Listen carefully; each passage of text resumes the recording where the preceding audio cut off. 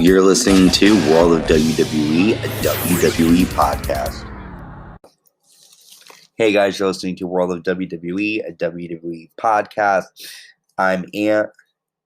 And I'm Carlos, guys. And you are tuning into NXT TakeOver Vengeance Day, the official recap. What a pay-per-view, what a show. In my opinion, this was the best show of the entire year so far. Carlos, what were your overall thoughts? It was freaking great. I don't think it can be topped. It was really great. I loved it. Yeah, I feel like every match was very good, and each one could have stole the show. So, before we get into that, I want to first thank you guys for checking us out. We have 153 subscribers on YouTube now, so thank you for subscribing. Keep it up. Thank you for checking us out on whichever streaming platform you're listening to. That's what you guys know. So Harvard just pay off because one of my stories, on Valentine's Day I posted for WWE couples, and then on Friday I actually saw one of my stories. So. Oh, that's so cool. So yeah, I heard about that. So, it showed up. I remember you sent me the picture, and I was like, holy crap! I was surprised to see that. Yeah, I guess I put his name on there.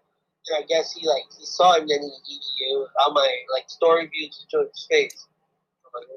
That's cool. It's crazy to think that he saw that, but now you know he did. So be careful what you put on there, Carlos. You got to be a fan of Charlotte Flair, otherwise he's coming for you. So Vengeance Day was a great pay-per-view. I had a feeling it was going to be really good, so let's just jump right into it. The first match that starts, well, before we even get into the matches, the Wrapped Open Takeover I thought was really good. It was different. I've seen them do rapping before, but it just sounded cool and different, especially with it being Valentine's Day. What did you think of the performance? I liked it too. I actually let you know about it. I'm like, wow, that was really cool. I think he's done a couple of NXT. Yeah, it was very cool.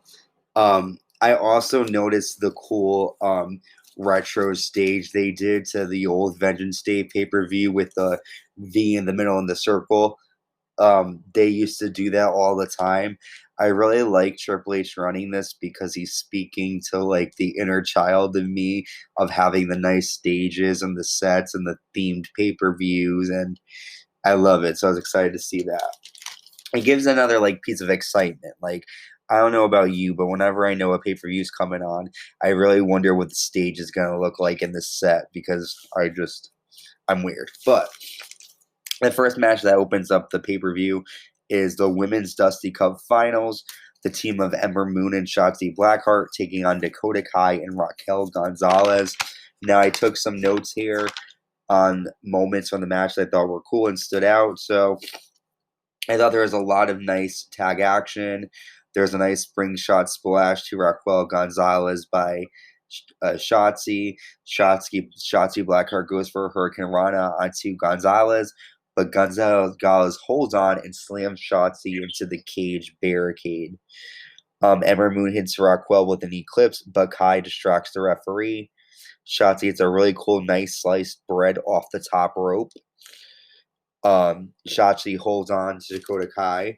Kai hit a very impressive chiropractor. Raquel throws an Ember Moon on the ramp and throws her off the stage. So it looks like Ember Moon's moments in the match are up. Raquel throws Dakota Kai onto Shotzi Blackheart.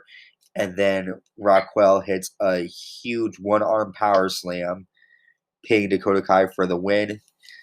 Your new women's first ever Dusty Cup women's champions are Raquel Gonzalez and Dakota Kai, and we now know that eventually it will be Raquel Gonzalez and Dakota Kai taking on WWE Women's Tag Team Champions Nia Jax and Shayna Baszler down the line. I thought it was a great match, amazing tag action, and I just said it was a hell of a match. It was a great way to start off the show, and I gave it a 9 out of 10. What were your thoughts? I thought it was really good too. There was a lot of a lot of freaking punishment match. There was a lot of spots that I thought like, oh shit, it was like, geez, I heard like seriously. But there was like some moments in the match where Ember Moon and Shotzi Blackheart looked like the heels in the match, kind of.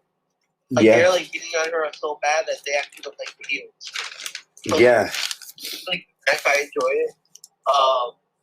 And I'm glad that I'm gonna prediction. Yeah, speaking of predictions, anybody who was paying attention to our prediction video or saw it, Carlos guessed that Raquel. Is it Raquel or Raquel? I think it's Raquel. That Raquel and Dakota were going to win. I guessed Ember Moon and Shotzi, so I lose this round. Carlos has 10 points going forward. Our next match on the card is for the NXT North American Championship. The champion Johnny Gargano defending against Kushida. And before the match started, the Way came down to the ring with him, but Dexter Lumis pulled on some kind of like smelling salt or something and took a towel and put it over Austin Theory's face.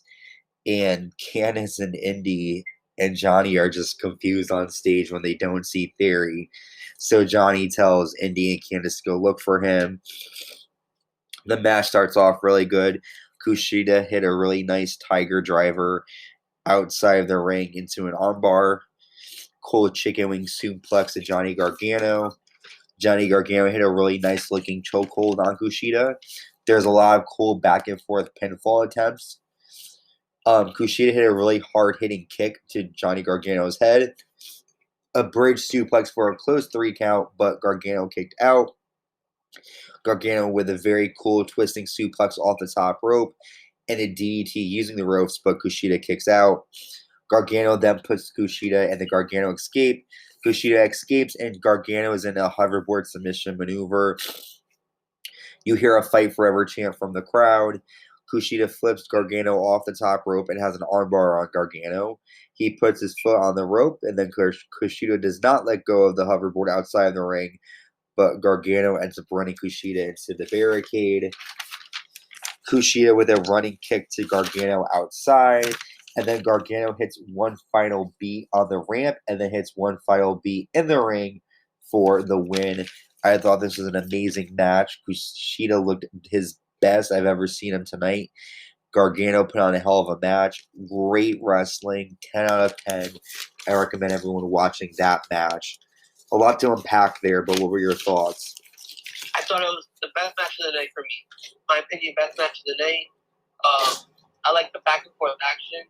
Yeah. I think Wade Barrett made a good assumption that they both had like kind of the same body type. Yeah. So it was really, really good, you know. And like they matched really well. What I liked about this match was like going into it, like I was excited for it, but to be honest with you, I was like, it's gonna be a normal North American title match. But yeah, man, I honestly thought that Johnny Gargano was gonna make it. Like I thought he actually like her. Then after I watched NXT from last week, I'm like, oh, this guy is hilarious. Yeah, and I think that they had a great match. They did have a lot of good chemistry together, and I think that there's definitely a way for them to fight again soon. But Gargano did win and retain his title. So, Carlos, you now have 20 points, and I have 10. So how the then... hell is Dexter Lumis? Like, what the hell's wrong with him? Such a freaking weirdo, I swear. God. Who, Dexter Lumis? Yeah, I can't stand that guy. Such a weirdo. He's supposed to be kind of like a serial killer. Like, if you ever watched the show Dexter, he's like really creepy and quiet and... Yeah. But and yeah, like Austin was like, oh, he kind of like grabbed his arm out. Yeah, he grabbed him away. Like, what the hell does he want? Yeah, he definitely for sure played a factor in this match by taking Theory out, but it was basically a one-on-one match. So we next see Mercedes Martinez, Toni Storm, and Io Shirai working out backstage, getting ready for their match. Up next, we have the Men's Dusty Cup Classic, the new team of MSK taking on the Grizzled Young Veterans. This is the Grizzled Young Veterans' second time in the finals of the Dusty Cup tournament. Wesley hit a really cool flying move on the outside. Lee with another huge flying over the top plancha over the top rope onto JYV. So he basically ran over the top rope, like jumped over it, did not even touch it to the outside. Um, a really cool double springboard kick to Gibson. Wes Carter with a nice flying cutter. And then we saw Helter Skelter and a 450 splash to Wesley, but he kicks out. Wesley pushes Carter onto Drake. Carter with a swanton bomb. Lee with, I can't even describe it, amazing spinning splash. He must have spun like 10 times, but there was a kick out. Grizzled Young Veterans perform a running doomsday device through the middle rope, turning Lee inside out. That was cool on the outside. It was a very crazy move. MSK hit their awesome finisher for a pin. I thought it was a great match. Both teams gave it their all. Great tag team action. Grizzled Young Veterans were aggressive. MSK made me a fan because I had not seen much of their work, and I'm surprised that they ended up winning. Not surprised because I know they're great wrestlers, but I assumed the Grizzled Young Veterans were going to win, but they did not win, surprisingly. And No, yeah, I think you actually went for MSK. You actually and I the Grizzled Young Veterans. let's see. I think you're right because I remember. So I think we got it tied. Well, who did you say? I said Grizzled Young Veterans. I remember I said exactly because size advantage. Oh, so we both said Grizzled Young Veterans. Okay, so we both got no points there for that match. Yeah, it was a great match. I haven't seen a lot of them. Yeah. The other guys, what's her name? MSK, right? MSK. So yeah, it was really good. It was really emotional. Like at the ending, how they were like crying at the middle of the match. But yeah, I give this match a 10 out of 10. I don't know if you noticed, but it seemed like the athletes kept trying to one up each other. Like the match before is better than the match after. Then the next match is better. Then the next, like every match was just great. And NXT tends to do this a lot. We then get a promo from Cameron Grimes, who is the billionaire basically now, so his whole character is being a rich dude. We then see a promo for WWE in China. And then we're on to the NXT Women's Championship three-way match. But before we talk about that specific match, and speaking of women, Carlos and I will be debuting Ladies in the Ring Episode 2 on the Glamazon Beth Phoenix. That will be premiering on February 26th. That will be on all streaming platforms, including Spotify, Google Podcasts, Apple Podcasts, and it will be available on YouTube as well. So definitely check that out because Beth Phoenix is not only an NXT ring announcer, she is a former huge, amazing athlete in the wrestling division, just a path of destruction in the ring. So we're on to see what happens now. Io Shirai defending her NXT Championship against another dominant lady, Mercedes Martinez and Toni Storm. So the match starts where Mercedes Martinez with a really cool twisting powerbomb to Toni outside the ring. Io tries to hit a moonsault, but Mercedes sends Io over the barricade. Mercedes hits a really cool submission move to Toni Storm. Io has a submission on Toni, but Mercedes puts a submission on Io, so they each had a submission on each other. Mercedes runs Io into the cage barricade. Mercedes hit a really cool release German suplex from the top, and then Io hit a double stomp to Mercedes, who was hanging on the rope. Io did a moonsault. Well, she didn't do a moonsault. She jumped off the top of the scaffolding onto both women. Toni Storm tried to put Mercedes through a table, but the table broke before she even got a chance to do it. Toni then hit a Storm Zero, but Mercedes kicked out. Io hit a moonsault out of nowhere after Toni Storm was on top of Mercedes, and Io got the win. I thought it was a great three-way match. All three women looked great. Mercedes kicked ass. Storm was impressive, and Io was great as usual. I gave this match a 9 out of 10. Great three-way. Not a 5-star match, but 4.5 for sure. What are your take on this? It was really good. I mean, it was like I agree. It wasn't great, but it was good. It was definitely worth the watch. I feel like they could have like put more like towards the match, kind of like done it longer. Yeah. But it was a good triple threat match. I'm glad Io got the win, and Toni Storm was really looking really good in the match too. Yeah, definitely, for sure, she really was. We then get a promo. We are, well, at that time of the pay-per-view, we were 55 days away from WrestleMania. It's shaping up to be a great event. We don't know any matches yet, but I have a feeling it will be really good. We then see the new signing of LA Knight, who wrestled in Impact Wrestling as Eli Drake.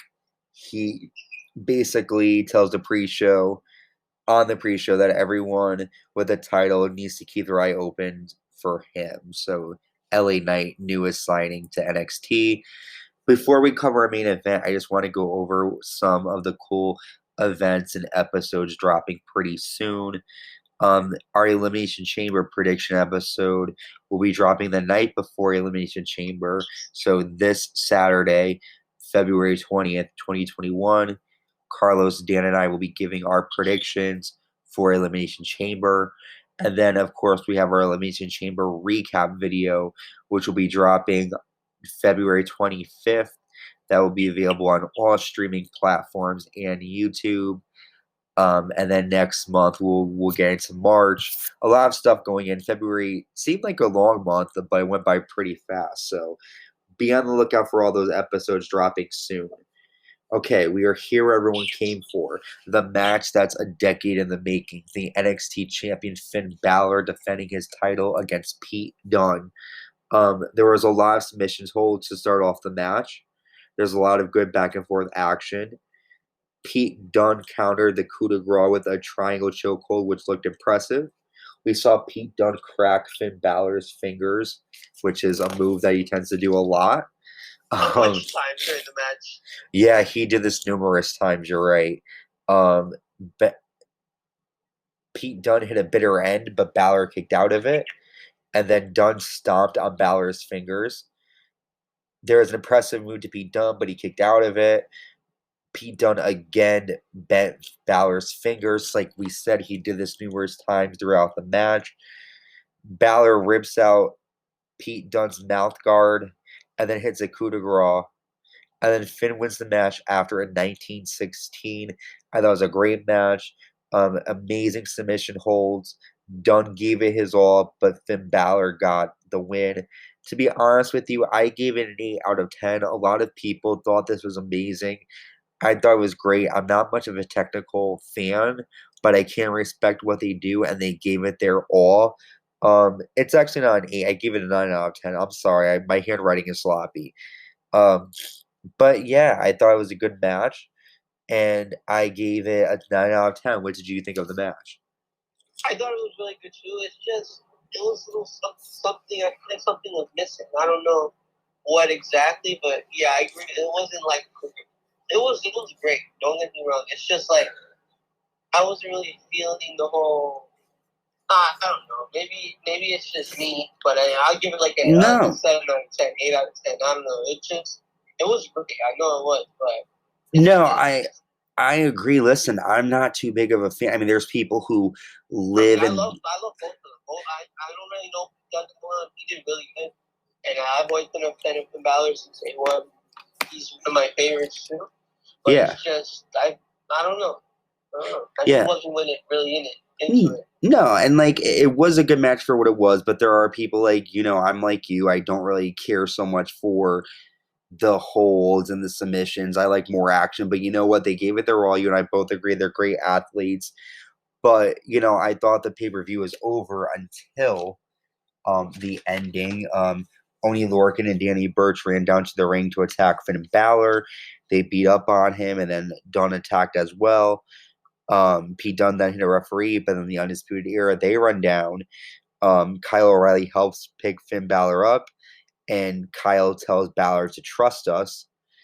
Balor stands together with Undisputed Era until Adam Cole, out of nowhere, super kicks Finn Balor, and then Kyle O'Reilly.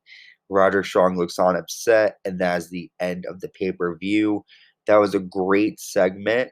I was surprised to see it happen at the end. It was so sudden. I knew eventually that Adam Cole was going to turn on Kyle O'Reilly. I just wasn't so sure when it was going to happen, but I was definitely surprised and shocked. My mouth dropped. What did you think? Yeah, same here. I was in shock. I was like, what the hell just happened? I had to pace around for a minute. Like, I had to pause it, just when exactly when it happened. I had to like walk around for me, like, what the fuck is this? You know, and then watch it over a couple times. But I like Kyle O'Reilly a lot, but I actually feel like where Adam Cole's coming from, like past few month, pay-per-views, Kyle O'Reilly's doing a lot of the hype and all the the success and everything, you know. Mm-hmm. And it's like maybe Adam Cole had some jealousy towards him or something. But you know, if they're a team, they have to like everyone gets the piece of the pie, you know. Mm-hmm. Wow. And if Kyle O'Reilly wanted to try to the NXT title, I shot. So, but you know, it was a cool segment. I wasn't expecting that to happen. There can't be a Valentine's Day without someone breaking their heart. That was good. Right. But one thing. Yeah. So you guys probably noticed that Roger Strowman's just standing there like a knee. So like if you go to the WWE Instagram page right now, you can see Roger Strowman was actually helping up Kyle O'Reilly.